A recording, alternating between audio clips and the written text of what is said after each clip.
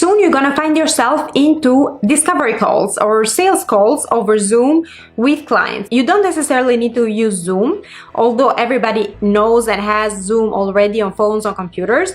You can use Google Hangouts, Facebook Messenger, even the Instagram video chat. You can use any free tool available at you or the one that your client prefers, called these discovery calls. And these are for those clients or those people interested to work with you and that want to know more about your services. Now, there is usually a mistake I see my students make. They try to become friends with clients or potential clients. If you want my honest opinion, try to keep professional relationships because it will be better for you in the long run. Now, before the call, try to be clear that you are both on the same page, that you are having this call in order to discover your services, your offers, your proposal. So try to use the same language as your prospect during the call. For example, you can mirror them a little. If they are very serious, very stiff, you can try to be a bit more calm and not be very expressive, very talkative. The most important thing is to make them feel comfortable and also keep your positive energy and confidence. There will be more details on the sales script, which I've attached with this course. Here we can go over some key points. So you gotta start the call by setting the stage.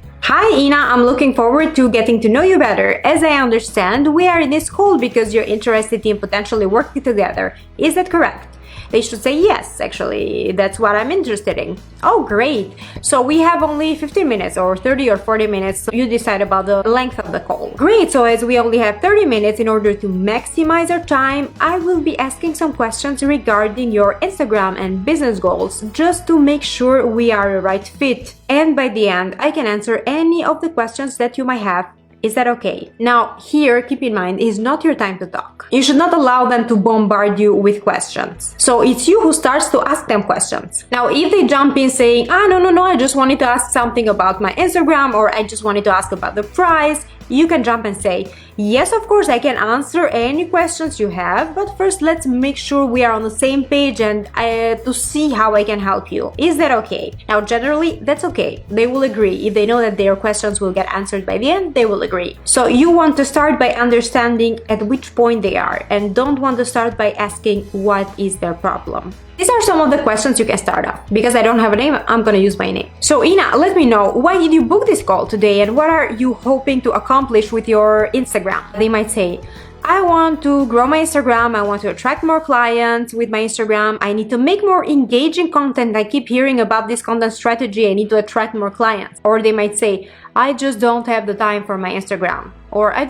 have no idea how Instagram works. So you can get all kinds of answers. Then you jump by asking, yeah, I totally understand that. So what are some goals for your Instagram in the next 3 to 6 months? Or what are the goals for your business in the next 3 to 6 months? You can also ask, what would you want to achieve if we work together? Now with these answers, you will understand if you can really help them, if you can really work together, because you're not going to work with just any client.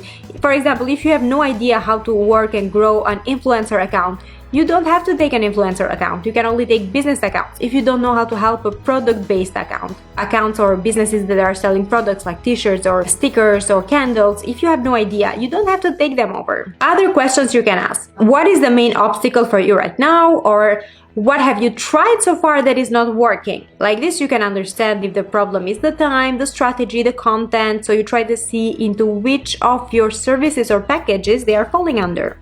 After they answer, you can say something like, oh yeah, I see.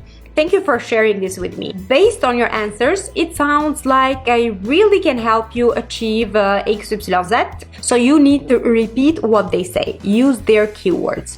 Do not explain your processes here. You don't need to go into details of what you do, how you do it, etc., etc. Here you explain the results and what you can do for them. Things that you know you can provide and achieve. Results, not processes. This will help you, believe me. So how does that sound? Yeah, it sounds good. Now, based on the conversation so far, are you ready to start working together? Now here you can let them in silent. If they are thinking, you might feel the need to fill in the void with words. Let them think, let them sit in silent because they are processing it. So wait for their answer. Now, if they have more questions, okay, great, happy to answer your questions. What questions do you have? They might ask, how does it work, etc., etc. So here you can start to talk and explain your processes. If they ask for prices, first you need to see and confirm that they are really interested and they are willing to hire you. So if it's okay, you share your packages and prices if you feel comfortable.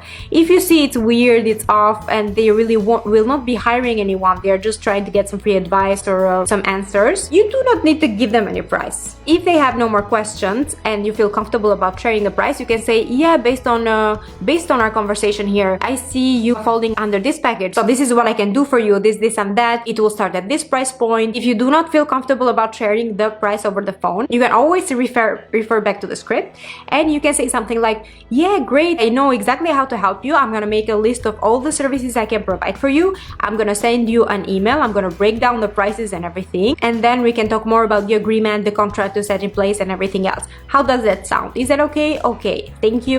Now, there are some things to keep in mind. You might have clients who do not want to have a contract, and that's a red flag because the contract is there to help you. We're gonna go over the contract on another lesson. These calls can be fun. These calls can be a great learning experience for you. You do not need to share what you are not comfortable sharing. You try to get them to talk and speak and try to get them to understand that they need you and the results that you can provide for them. So if you want to share prices and services and packages over the call, you can definitely do that. What I do is I send them a list over email with packages. I give them options.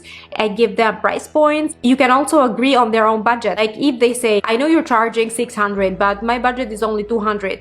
Then what you can do is remove some of the services. So save some time for yourself. You do not have to say, oh my God, that is so low, I cannot do that for this price. You can remove some services, offer something a bit more specific to give them some quick results, to help them up to some point for their price point, and just remove some tasks that are taking time from you.